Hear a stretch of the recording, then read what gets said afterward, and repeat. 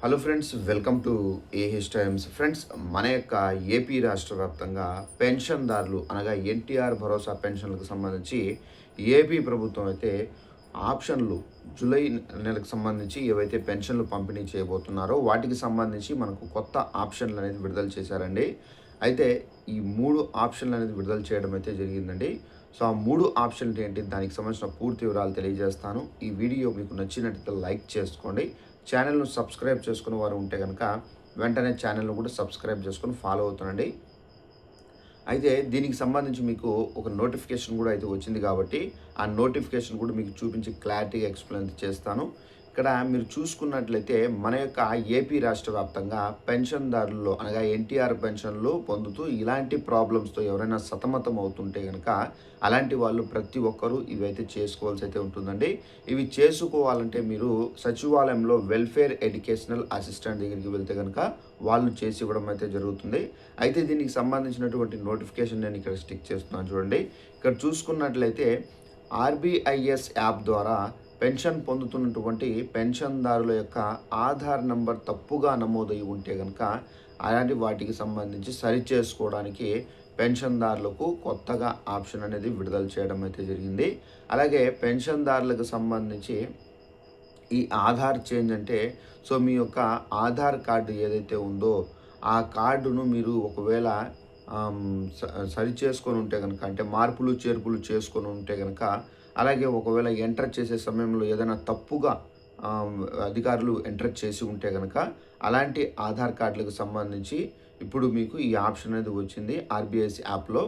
Welfare educational assistant దగ్గరికి వెళ్తే కనుక అతను ఈ ఆప్షన్లోకి వెళ్ళి మీ యొక్క ఆధార్ నెంబర్ను సరిచేయడం అయితే జరుగుతుంది.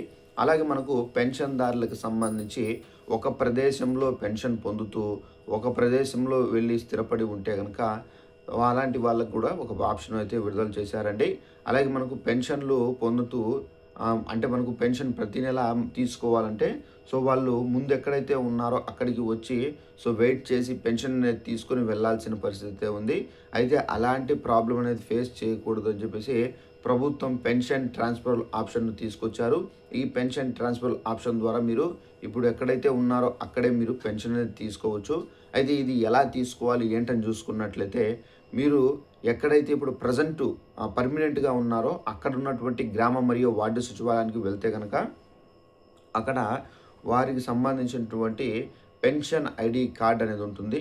ఆ పెన్షన్ ఐడి కార్డులో పెన్షన్ ఐడి నెంబర్ అనేది ఉంటుంది.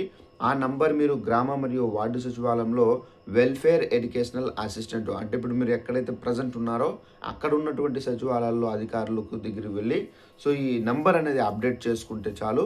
మీ ఏరియాలో ఇప్పుడు మీరు ప్రజెంట్ ఎక్కడైతే ఉన్నారో అక్కడ ఉన్నటువంటి సచివాలయ అధికారులు మీకు పెన్షన్ అనేది ప్రతి నెల 1వ తేదీన ఇంటి దగ్గరికి వచ్చి ఇవ్వడం అయితే జరుగుతుంది.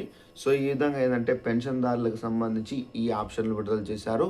అలాగే మనకు మ్యాపిడ్ అన్మ్యాపిడ్ పెన్షన్లకు సంబంధించి కూడా అయితే మనకు ఆప్షన్ అనేది ఎనేబుల్ చేయడం అయితే జరిగింది.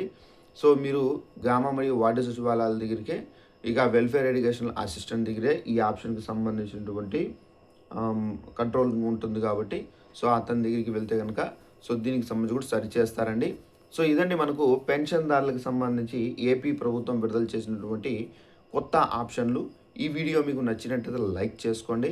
అలాగే చాలామందికి ఇన్ఫర్మేషన్ అనేది తెలియదు కాబట్టి ప్రతి ఒక్కరికి ఇన్ఫర్మేషన్ను షేర్ చేసి వాళ్ళకు కూడా తెలియపరచండి. Thanks for watching this video. All the best.